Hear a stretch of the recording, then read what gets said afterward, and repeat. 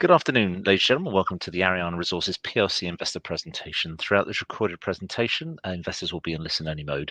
Questions are encouraged and can be submitted at any time using the Q&A tab situated on the right-hand corner of your screen. Just simply type in your questions at any time and press send. The company may not be in a position to answer every question received during the meeting itself. However, the company can review all questions submitted today and will publish responses where it's appropriate to do so. As usual, we'd like to submit the following poll, and I'm sure the company will be most grateful for your participation. I'd now like to hand over to Chairman Michael Davidius. Good afternoon. Good day. Welcome all. Thank you for attending this second Investor Meets Company presentation in the last 6 weeks, I think. It's principally around discussing the mineral resource update, which we've just sent out, and also the calling of a general meeting to approve the issue of shares for the merger of Rockover to obtain the Dukwe project. We've received quite a number of questions, which we'll be going through in detail. And Kerem is also going to give us a bit of an update on some of the aspects of the presentation that cover the MRE and Dukwe. Over to you, Kerem. Thank you, Michael, and welcome to all. Good afternoon. So we have, I should just start by saying that we have completed answers to all the pre-submitted questions. So they will be made available online after the presentation, and we will endeavour to answer those questions that come in during the course of the session. So please send through your questions as we continue our discussion. And what I'll be doing now is, rather than going through the presentation as I have done in prior IMC events, I'll be dealing with certain aspects of the presentation that reinforce some of the questions that came in and help us to deliver the answers to some of those questions. And just leading off, just to recap where we stand on the mineral resource estimate for the Dukwe project, which was announced about a week ago, and the general setting of the opportunity in Zimbabwe. So the mineral resource estimate was concluded following extensive work that was undertaken through the due diligence drilling campaign from late last year all the way through to the end of February of this year, and then subsequent assay analysis and geological logging and other assessment of the core. That was coupled with a lot of work using portable XRF over the historic core, there being about 42,000 meters of high quality diamond drill core available at base camp on the project. And a large portion of that, perhaps half of that total number of meters, were analyzed with PXRF.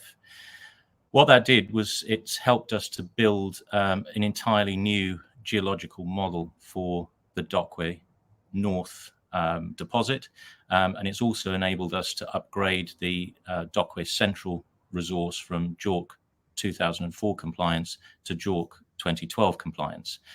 So that was a key component of the mineral resource estimate and its update. In the case of Dukwe North, the geological understanding has improved immensely as a result of that work, coupled with the logging of the DD core and the assay analyses of that core. And in the case of Dukwe North, what we've seen there is an improvement primarily in the inferred part of the resource, but we've also improved some confidence in what we can state of the measured and indicated components. And in comparison to the previously optimized and indeed designed pit at Dukwe North, we find that there is likely to be an improvement in the reserve position as well. So just to recap, the reserves, as stated in the 2022 pre-feasibility study for Dukwe, was 0.8 million ounces of gold. Our latest assessment, as indicated in that announcement, shows that there's actually potential to take that up to perhaps 1 million ounces or so. But there's further work for us to do on that, and there's further work on the optimizations that we're running in the background, and there will be a further update to the market in that regard. In the case of Dukwe Central, we've improved, again, our geological understanding there, helped by the XRF analysis, but also helped by some new geological insight into the distribution of mineralization within what seems to be a pipe-like and higher grade ore body than Dokwe North. So perhaps I'll just start there. So hopefully you can see that slide. So this is just a little cross-section through the Dokwe Central ore body, showing its pipe-like nature, and the previous optimized pit shown in pink here in relation to the Dokwe Central ore body. And again, just to recap, Dokwe Central and Dokwe North are located about 2 kilometers apart. Dokwe North up here, Dokwe Central down here, and base camp almost equidistant between the two. Both deposits sitting within a broad shear zone that sits underneath 40 to 25 meters of Kalahari and Karoo aged cover. In the case of Dokwe North, about 40 meters of cover. In the case of Dokwe Central, about 25 meters of cover. The style of mineralization is sort of classically orogenic, gold only. There's no deleterious elements associated with it. The metallurgy is straightforward, as detailed in this slide here. In the case of Dokwe North, the ore body certainly lends itself to open pit mining, being very much an open pit shaped ore body. So the mining methodology is going to be fairly straightforward. Processing, as I said, fairly straightforward with a gravity CIL based approach considered in the pre-feasibility study, but we'll be looking to undertake further work on that aspect, and metallurgical aspects going into the feasibility study itself. Now, before I go into much more detail on the project, and if there are any questions on that, I can start addressing those in due course. But I think it's useful to just sort of recap why it is that we're so interested in Zimbabwe as a jurisdiction. Now, it's very interesting to see that if you look back at the production history of Zimbabwe in comparison to Western Australia, at independence in 1980, Zimbabwe was actually producing more gold than Western Australia was. The main change over that period of time in the last 40 years is simply the amount of investment that's gone into Western Australia as opposed to Zimbabwe. And one element of this that we can really sort of emphasize this point is based on some of the latest geological thinking in regard to how these granite greenstone terrains formed in the very distant past. So this is going back almost 2.7 billion years. There is the Zimgarn hypothesis, and the Zimgarn hypothesis has both the Zimbabwe craton shown in the north there in that map and the Yilgarn craton. At that particular point in time, it looks like that they were adjacent to one another. They were conjoined with an associated convergent margin down the western flank. And that's very interesting, that particular time period, because that's a very time period in which most of the orogenic gold mineralization of Archean age was imprinted into these cratons, into both Zimbabwe and into Western Australia. And the styles of mineralization are essentially identical between the two. The distribution of greenstone to granite is virtually identical, about 30% greenstone to 70% granite in both cases. But the Yilgarn craton, so that occurs in modern Western Australia, is about, well, just over double the size in terms of total area to Zimbabwe. Yet we see fewer million ounce plus gold deposits in the Zimbabwe craton in comparison to the Yilgarn craton. And that really is very much down to the level of exploration, in our opinion. So coming on to this next slide, this really does emphasize the significance of exploration over time.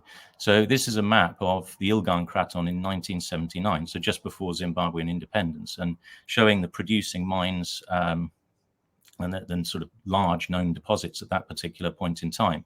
So it's just a smattering. There were many more producing mines in Zimbabwe in the same period. But over the course of the last 40 years or so, you've seen massive investment into Western Australia. And in fact, in 1996 alone, there was about $500 million of Australian dollars of investment into Western Australia, particularly on gold, but also on some nickel as well. And then more recently in 2021, that increased to about $1 billion, again, mostly on gold. Whereas in that time period, there was virtually no exploration in Zimbabwe. So that really represents the opportunity gap, and we very much see that. And geologically, as I said, the style of mineralization is almost identical between the two areas. So much so that you do see these large camp type clusters of gold mineralization developed on fairly regular spacing throughout the granite greenstone terrains in both environments. And in the Dokwe case, we've got a strong sense that we're sitting on potentially another camp. And there are other examples of that going through the Bulawayo-Bubi greenstone belt in southern Zimbabwe, and indeed elsewhere through the terrain. But the fact that there's a discovery of both Dokwe North and Dokwe Central within such close proximity to one another, and the deposits as a whole are approaching 2 million ounces in total resource, and they both sit within this broadly east-west shear zone, does suggest there is potential to find more. And there are certainly indications of that when we look at the geochemistry that's been undertaken historically by the Rockover team. There are a number of locations in the immediate vicinity and further afield around Dokwe that strongly indicate the potential for further discoveries to be made. So that's the real sort of opportunity that draws us into Zimbabwe, and the Dokwe opportunity in particular. And then just to recap on Dokwe, the pre-feasibility study that was completed in 2022, we went through the process of updating that, primarily to account for a higher gold price scenario. So running that at $2,000 per ounce as opposed to 1,650 as per the prior PFS. The consultants Minexcon in Johannesburg also looked at the effects of CPI changes over that period of time, and the Rand US dollar exchange rate, and concluded that there wasn't a huge change across CPI and exchange rate to make a significant impact on the capital or operating costs. So the outcome of that update was an NPV10 of $160 million US dollars, and an IRR just over 40%. So it's a very robust looking project, and bearing in mind that that was completed on the prior resource estimate, and indeed that was the way that the reserves were defined in the 2022 PFS. Now that we've completed an update to the resource, and we've been able to include Dokwe Central, that changes things again. And as I mentioned, we're going to go through a process of new pit optimization. Once we've got the results of that out, we'll be able to determine what the potential shape of this project looks like going forward. It will almost certainly be a longer life project, with the potential to improve the annual output as well. So previously, annual output was envisaged at about 60,000 ounces per annum, but there is opportunity to increase that quite substantially, in our opinion. So there's a lot of work that needs to be done between now and the commencement of the formal feasibility, which we intend to do once the merger concludes. But really, we want to provide a little bit more direction on what the reserve position might look like based on the latest pit optimizations. So we hope to get that news out to the market in the not too distant future. Thank you, Kieran. So I'm happy to have a look at some questions now, Michael. I don't know whether you've had a chance to. One that's just come in, which relates to the background to Tahlshan financing, the funding of Tahlshan, and the history of our dividend payments and future dividends. And as the dividend question has come up quite a number of times, I thought in the last presentation we made our position clear, but let's restate that. Yes. So we've been very clear on the situation with dividends. the prior dividends that we paid through the 2021 and 2022 period related to the partial divestment of our interests in Turkey. We dropped from 50% of our projects in the case of Kızıltepe and Tavşan to 23.5%. And in the case of the Salınbaş project, we dropped from 100% to 23.5%, bringing Özaltın Holdings in the case specifically of the Salınbaş project with $8 million cash. But we were able to cash out as part of that divestment process about $37 million US, of which 7.74 million pounds were paid over the course of like an 18-month period or so, between 2021 and 2022 to shareholders, with the intention of setting that up as really an important part of our capital discipline, to ensure that we are ensuring that we can extract maximum value out of the development of our projects, and to be able to provide a return, a direct return to our shareholders in such events. Now, in the case of ongoing dividends, we've indicated that we intend to continue to pay dividends once we see the profitable output from the Tavşan project. So the Tavşan mine is obviously in construction. We're intending to bring that into production in the latter part of this year. And once that's gone into production and we've been able to ensure that the production is occurring as we expect it to, we will take a view on whether a dividend is appropriate to pay or not going forward. But it is very much dependent on the production profile in Turkey and the ability for Zenit, the operating company, to pay a dividend to the partners, so ARIANA, Prosia, and Özaltın. So the ball's very much in Zenit's court on that matter, and it is all about how those projects develop in the future. Thank you. Yes, and the funding that was raised by Zenit is to complete Tavşan construction. Yes, that's right. Being applied to, and there is a substantial amount of working capital that's required to get a heap leach into operation, because it takes quite a long lead time from completing the pads, stacking the ore on the pads, irrigating them with solution before you actually get gold out. So that's right. Although in the case of Tavşan, we're blessed in a way because we have been able to fast track some production from Tavşan even before the heap leach got going. So we commenced the mining of the high grade parts of the Tavşan main ore body earlier this year. Some of that material has been trucked down to Kızıltepe for initial trial processing, and the results of that have been very successful. So we're looking forward to seeing more of the higher grade component of the Tavşan ore come down to Kızıltepe for ultimately the benefit that we see from the CIL processing at Kızıltepe and the higher gold and indeed silver recoveries that we see there. It more than pays for the cost of the trucking. Yep. Right, we've got another question relating to, this person mentions that lots of social media discussions as to whether an ordinary or special resolution is required for the issue of shares. We're not approving the merger, we're approving the issue of shares to achieve the merger. And it should be noted that our Nomad and our other advisors went through all the AIM rules, and none of the AIM rule thresholds were breached.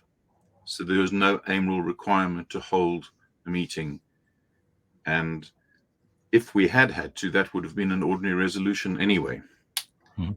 The takeover panel, there's no Rule 9 issue. There's no takeover panel issue. Nothing more required on that. And in terms of the Companies Act, issuing shares for shares is covered by Section 551, which requires an ordinary resolution. And that is all there is to it. And this has been confirmed by all of our advisors, most particularly our corporate lawyers. So I think we've answered that question. And there's been a lot of questions around that, but you've also answered that in quite a lot of detail in the drafted questions. Yes, and actually there was a question in the prior IMC event, and we provided the answer at that time as well. And when you were at one-to-one, the people that came to see you asked that question, and you confirmed it there as well. Yes. So the second guessing of what should be done, well, the lawyers have confirmed that the correct path is being followed by the company, and that's in the Companies Act if people want to go and read it. I think we've answered that one then. Yep.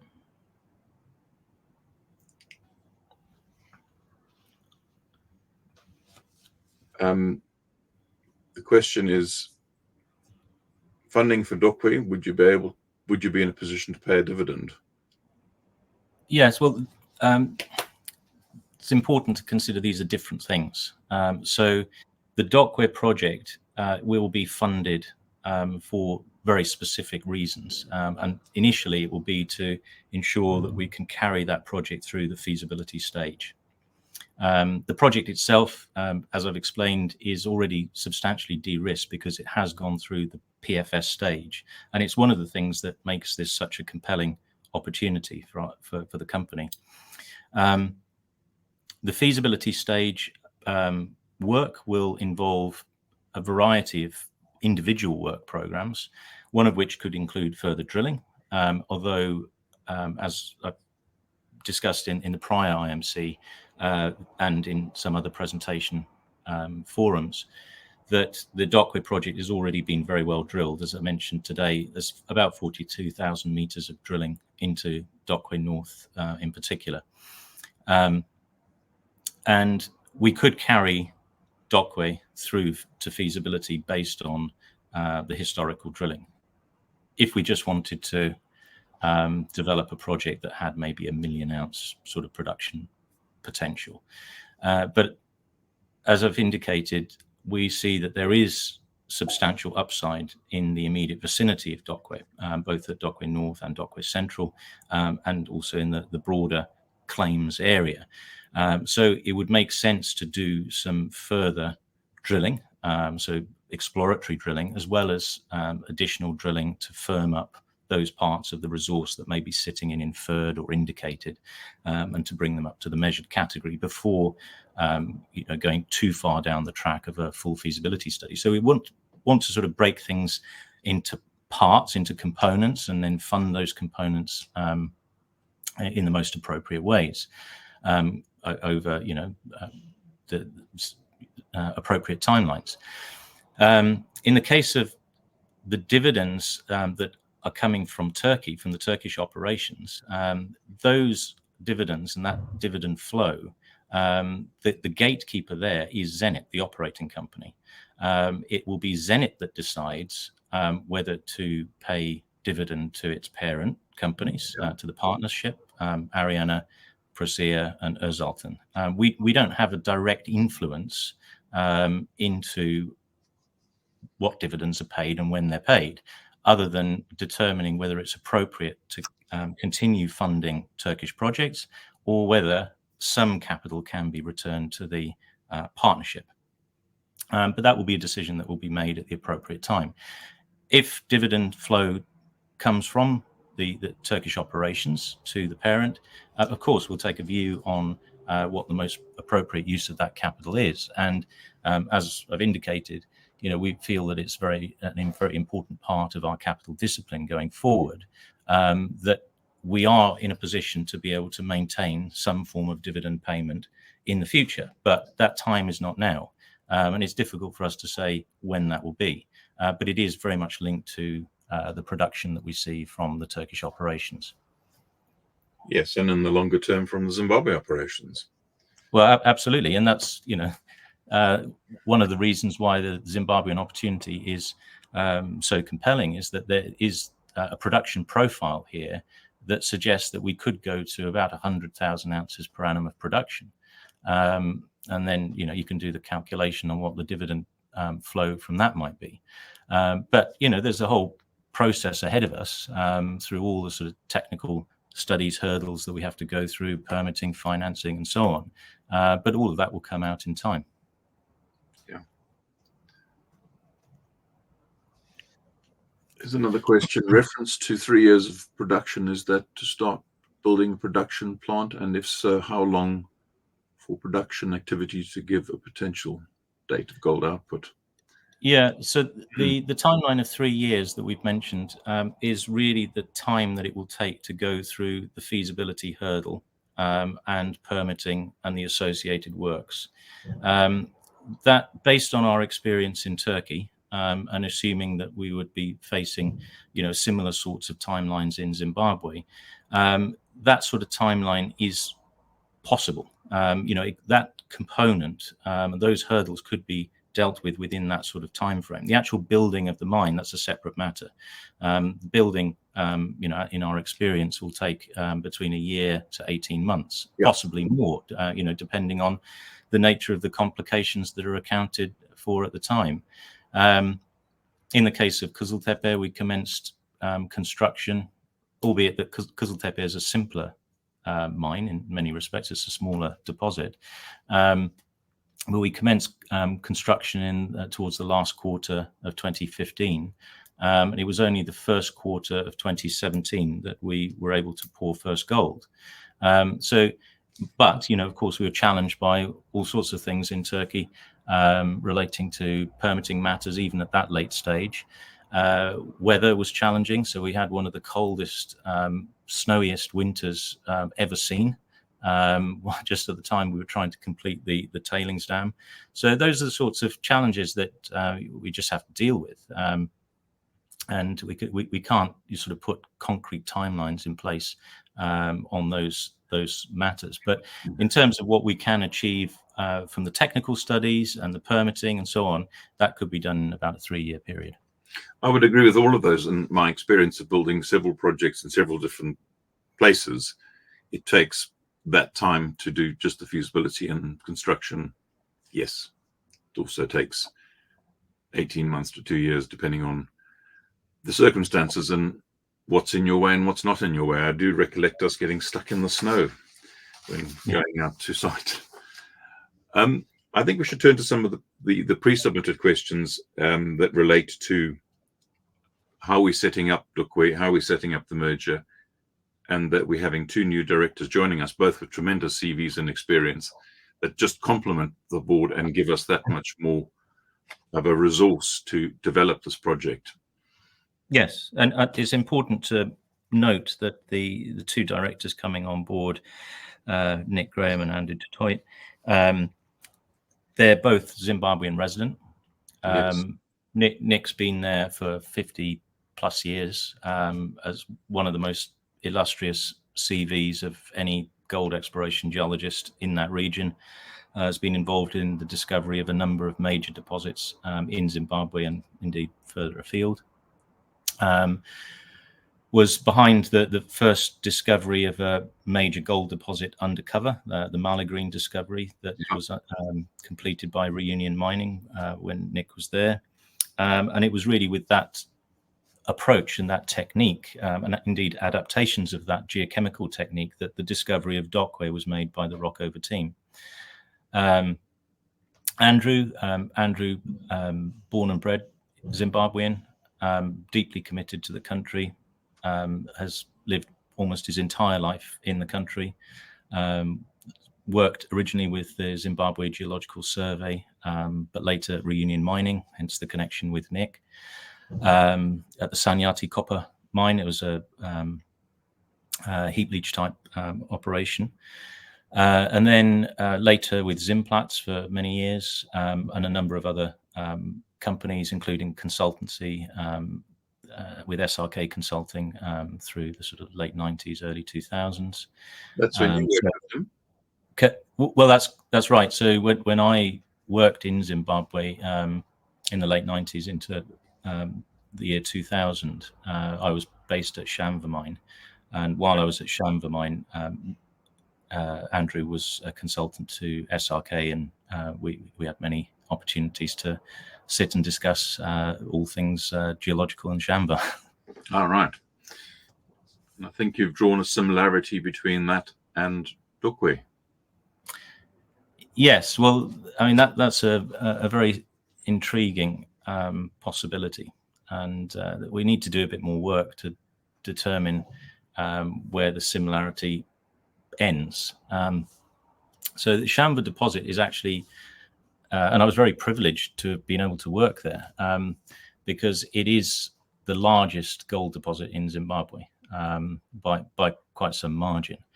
Not by historical production. There are a couple of other deposits that are larger by historical production, but in terms of historical production plus remaining resources / reserves, Shamva is the largest, and it's over 5 million ounces.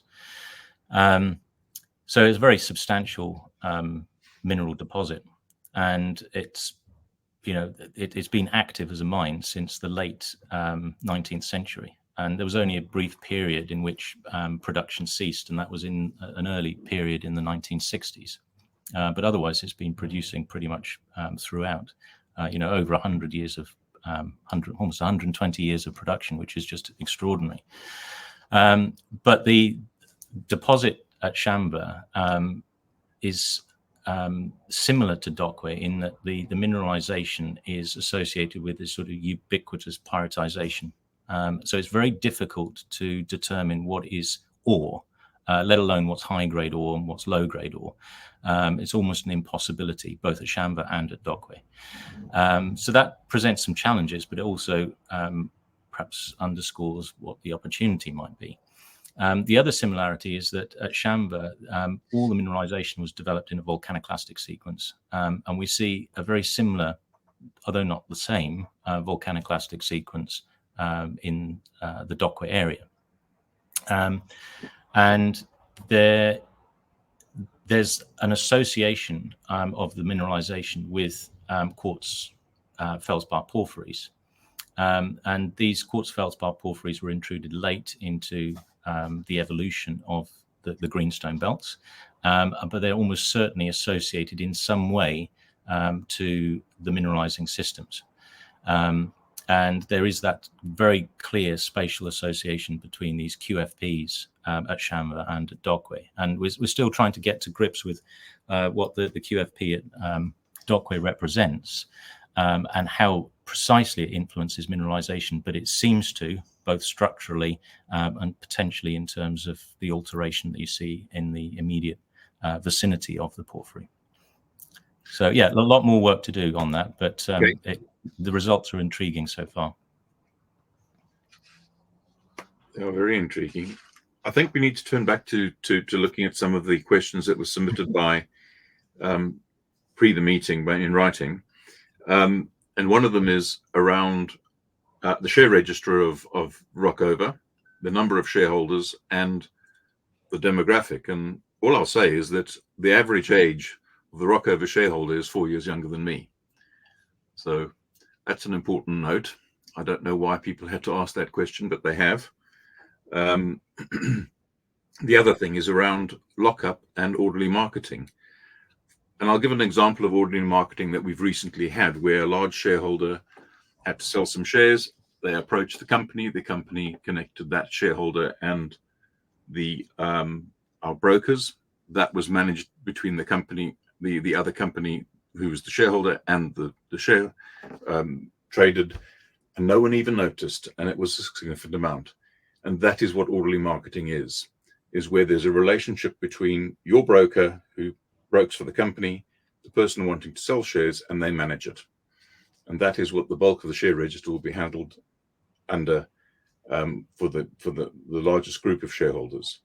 The 5 larger shareholders who are under lockup are not allowed to sell their shares unless they've got permission from the company. And that is what a lockup is. And that is managed by the company and that group of shareholders.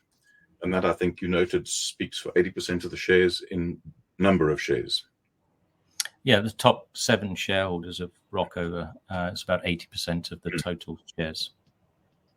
So I'm a bit puzzled that people want to know more about that when we've put all of that into the RNS and into the circular, but that's, I think, all we can answer on that.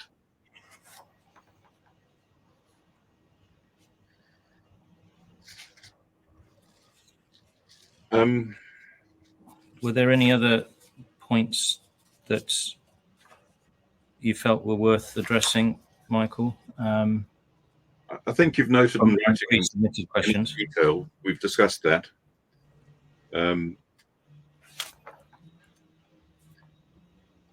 I think we need to look at the outlook for Ariana, and getting a project like this under our control, developing it, owning 100% of it, gives us that opportunity to take an enterprise value from what we currently have to multiples of it.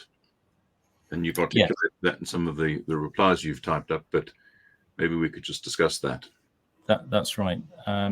Actually, maybe a good place to start on that discussion is in relation to the comparable transactions and the valuation approach taken to the assessment of the Dockware project.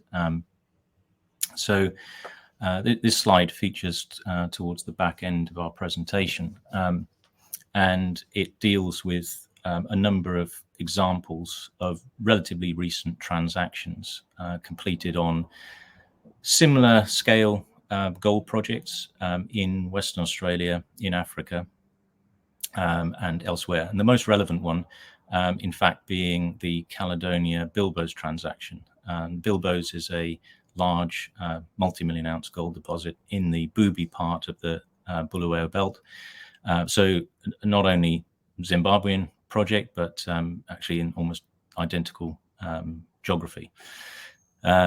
So from that, a series of metrics can be defined in relation to what a resource ounce is worth based on the scale of those individual transactions. And then you can work out an average transaction value, and the average value comes in at this level here with the dashed red line across those particular examples. There is this one outlier, De Grey in Western Australia, but there are some specific and broader reasons for that we don't need to go into now. But that was a lower end valuation as an outlier.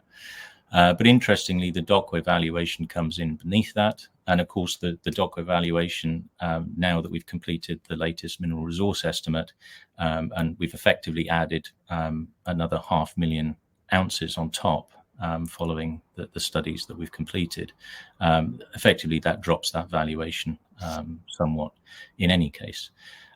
So this sort of summarizes what Dockware is worth today, but what is Dockware worth to the company? And that's really, what we do going forward. And I think that's what you were driving at, Michael, in terms of next steps. And another thing just popped into my mind, and if you'd indulge me, I've only got a couple of passions in life, and one is obviously geology, and the other is aviation, and aviation in particular associated with the development of the Spitfire.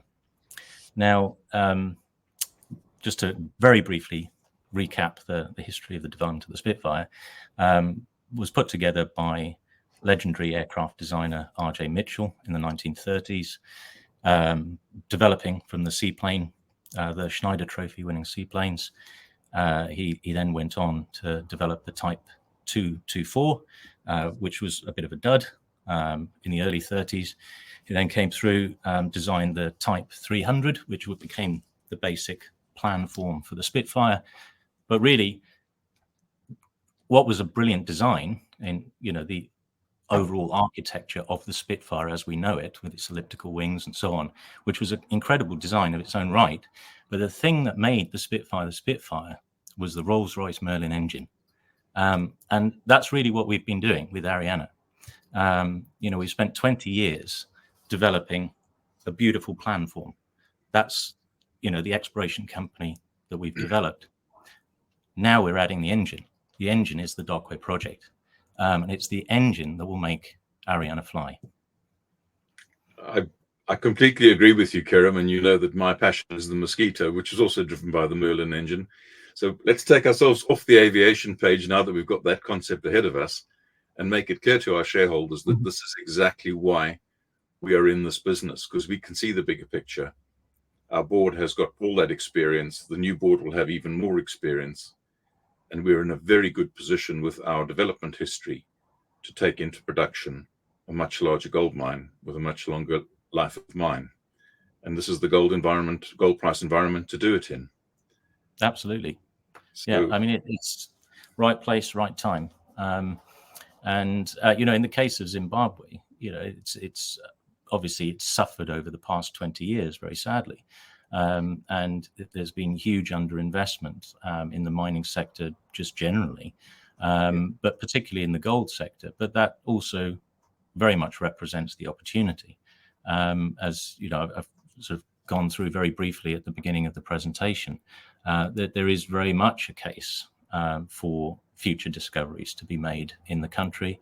And there's clearly some emphasis being placed on the sector by the Zimbabwean government, particularly as it relates to the development of their latest currency, the Zimbabwe Gold, or ZiG, which is a gold-backed, and it's also backed by a pool of other global currencies.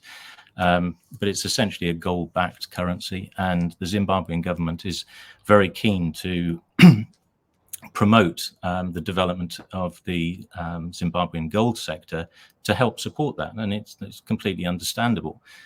So, yeah, very, very much right place, right time, we feel. yeah, and we've both worked in that part of the world for quite a number of years, so we have a good feel for it. So we're comfortable working there, and we're highly motivated to get a mine into production. We've done that several times now, and we're doing it again. Exactly. Yeah.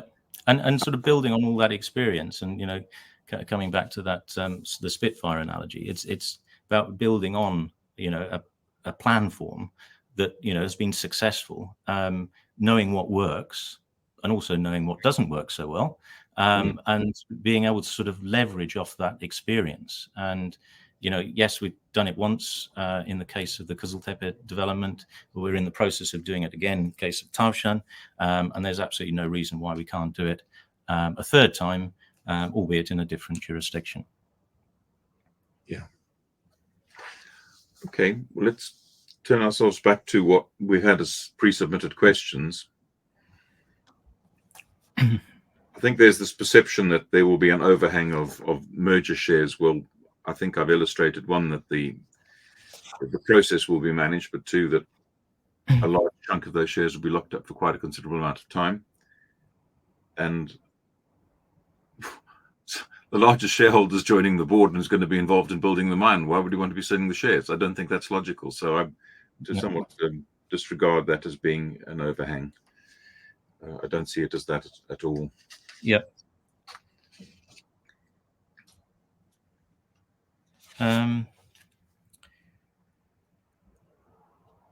Perhaps it's just worth saying that all of the pre-submitted questions that they have been answered to varying degrees of detail in written form, so that will be made available in any case immediately after the presentation.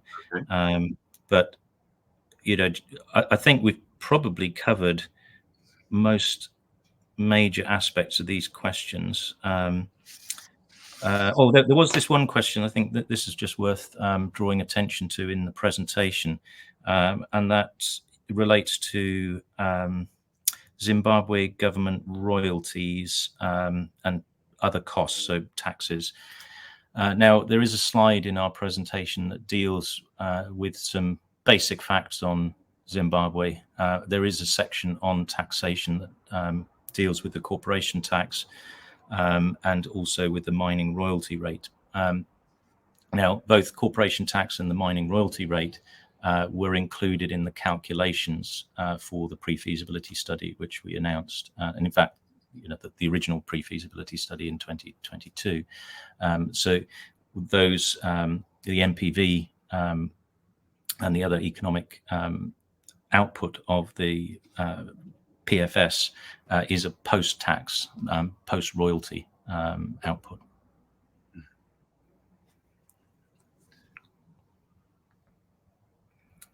Okay. So it's no different to any other operating environment when it comes to taxes and royalties? No, it's actually very similar to Turkey. Well, no places, major difference. Yes. Well, I don't know any way where you can mine without paying taxes and royalties, so that's how it is.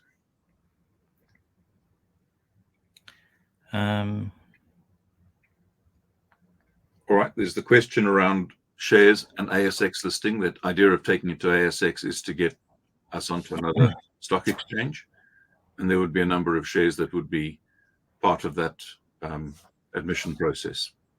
Yes, that's right. Funding. So we'd intend to do a compliance listing on the ASX, and of course that's its own process. We need to complete the merger first. Once we've completed the merger, then we can get the other elements of that process underway. We've already had a number of discussions here in Australia in relation to the opportunity and the Dockware project in particular, with various groups and brokers. So we're certainly making the opportunity known over here. And I think, as a result of some of the news flow that we've had out, particularly the mineral resource estimate, it's starting to come up on people's radars now, which is great. The intention would be, obviously, as part of the compliance listing, is you do a small fundraise at the same time. Certainly makes sense to do that as we bring in, institutions on this side. So we'll certainly make that decision post-merger as to timing and quantum, but we envisage that in the latter part of this year. Okay. There's a question relating to the ownership of Dockware and the financing. Is that the one that relates to whether we intend to keep the project or partner with the project? Is that the one that it relates to that, but yes, that's what's being asked. So yes. So in the case of our Turkish projects, there was reason at that time for us to partner with, and very luckily so, we partnered with Prussia Construction, and in the context of that partnership, we were able to bring Kızıltepe on stream. So that's a partnership that worked extremely well. We would not have been able to fund the development of Kızıltepe through the London market at that time, from sort of, I would agree with that. Post, global financial crisis. It was in that window of time, 2009. It was, in 2010 that we partnered with Prussia. So, there wasn't at that point in time a pathway for us to raise, $50 million for the development of Kızıltepe on our own. Our market cap at that time was only £5 million. So that was just an unrealistic objective. So it made sense to partner with Prussia, and that partnership has continued to be built upon over the last 14 years. And as I've said, we're in the process of repeating the success with the development of the Tavşan mine. But we've learned a lot from our experience in Turkey, and we've got a lot out of our partnership there. In our own right, we've continued to build on our experience base, and under current circumstances, I certainly see a pathway forward for the development of an asset like Dockware and retaining 100% control of that asset. And we'd certainly want to do that for as long as possible. But then you certainly never say never. If the right deal could be structured to fund or partner up the project in some other way, you'd certainly have to give it due consideration. But the intention would be to carry the project forward on a 100% basis for as long as possible. Yeah, no, I think that's exactly how we motivated to take it into production. I think it's worth talking through the logistics of having a general meeting, how the voting should be done. It's a poll, which means every share counts. If you have a certificated holding, you can vote online. I did that this morning, and it took less than 5 minutes. And I got an immediate report stating that my vote had been captured, and it was noted. People may attend if they have a letter of representation or their own shares. They attend the meeting and they can add their shares to the poll vote at that meeting. There's only one resolution. It shouldn't take very long, and I hope that everyone's actually asked all their questions in advance so they have information to conduct the voting with information. I don't think there's more to be said about how we would want people to vote. Obviously, we're motivated to have this happen, so we're all suggesting that it should be voted in favour. I don't think there's more to add than that. Very, very much so. I mean, as you know, we've indicated the Dockware opportunity. You know, it presents itself as a post-PFS feasibility stage project. So, you know, it's a substantially de-risked project in any case, but with some additional work on the feasibility side of things, you know, further improvements in the mineral resource estimate, with all that scope for exploration upside that we've discussed, there's clearly a pathway ahead of us to continue to build on that opportunity very substantially.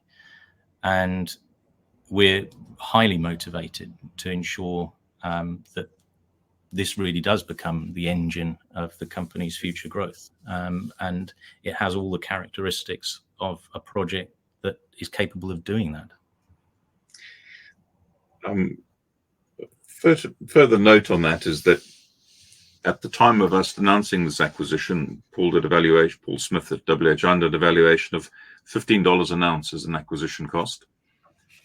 After you've put out the MRE, he now calculates that to be $11 an ounce, which puts it in the lowest cost category I've ever seen. Well, yes, and the other thing about that is that it's very close to our historic discovery cost per ounce.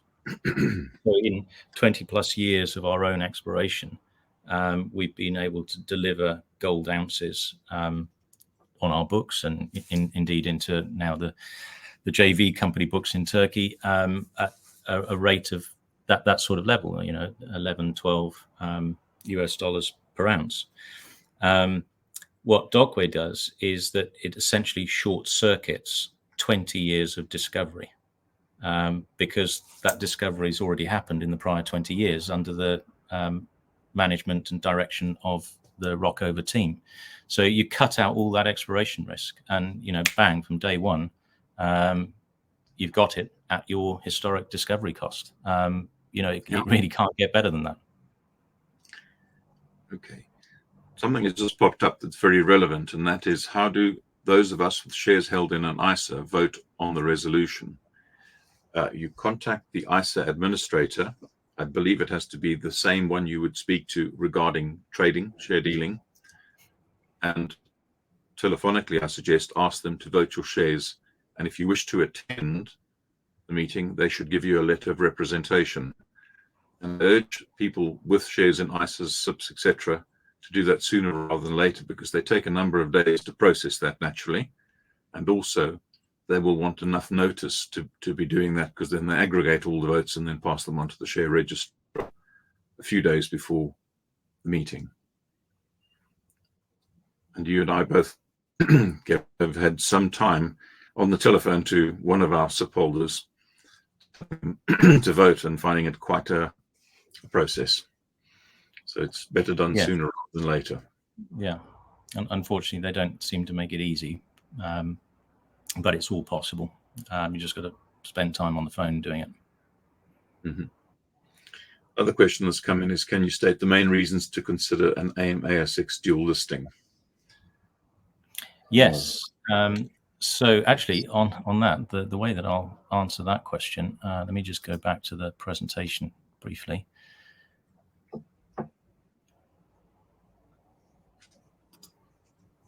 So in part, the answer to that question lies here on this slide. Right at the bottom of that slide, that's the level of exploration expenditure undertaken across the Eastern Goldfields province, which is essentially the Yilgarn Craton in Western Australia. And it's varied over time, obviously, but it's reached a few peaks over the last few decades. An earlier peak in the mid 90s, 500 million Australian dollars. Again, that was largely on gold exploration, and then about $1 billion more recently in 2021, again largely on gold exploration.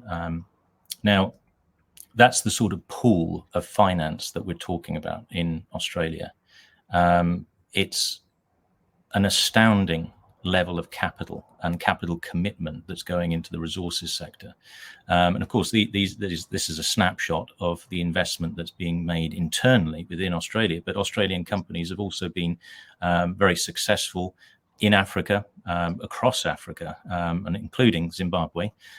So the likes of Delta Gold historically, and then more recently on the PGE side of things with Zimplats, and on the lithium side of things with Prospect Resources. These are Australian companies that have done very well operating in Africa and Zimbabwe in particular. So that's one aspect of our desire to see the company listed on the ASX. We're able to tap into a very sophisticated pool of investors that are highly versed in the mineral resources sector, which is globally unique, in fact. Technology. So that a lot of the latest mining and processing technologies, and one of the reasons why Western Australia completely overshot Zimbabwean gold production from 1980 onwards, is because of the application of the very latest open pit mining methods, CIL processing. All of those things contributed to that incredible increase in production growth. And Australia remains a technological pioneer across the mineral resources sector globally. And a lot of that technological development is coming out of Perth.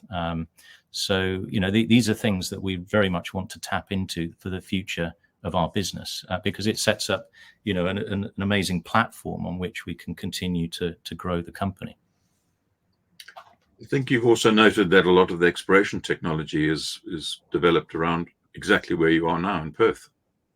Yes, including one of the very latest, which we've been trialing in Zimbabwe, and that's portable PPB technology, which is the application of portable XRF, but for low-level gold detection.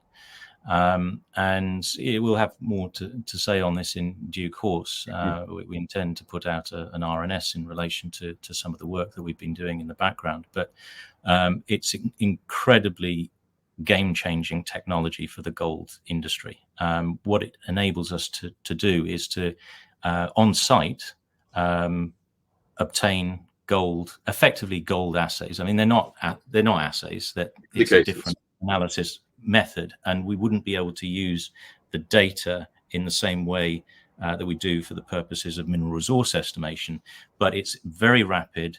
Within the space of several hours, you can get a reading which is accurate because we've assessed it against the assay results, an accurate reading, and that helps direct future exploration. And so the whole process becomes a lot more iterative. It's much lower cost, and it will be complete game changer for the industry. Yes, well, I've added an introduction to it both on site in Zimbabwe and in Cape Town. And from my experience in the industry, it is a game changer. It is a very powerful tool. Yeah, very interesting. Heard from just it's a bit of a takeaway, but I think it's going to be very relevant. But there are brokers over here that have already cottoned on to the use of this technology, and some are saying that if a gold exploration company, is not using this technology, they don't want to be invested in that company. Okay. Well, that speaks volumes for the understanding in that sector in Australia. Exactly. Yeah. Okay, I think we've probably covered everything we wanted to cover in this opportunity. That's great, Michael. Kerem, thank you very much indeed, and thank you for being so generous with your time this afternoon. I'll shortly redirect investors to give you feedback, which I'm sure is particularly important to you both. But before doing so, I didn't know if you had any closing comments that you wish to make, and as I say, then I'll redirect investors to give you feedback, and then we'll shortly thereafter publish all the Q&A from today's session and those that were pre-submitted. I think it's been a very good opportunity to update everyone, and I appreciate the questions and the written and submitted during this forum. And thank you very much. And we'll be publishing the answers later.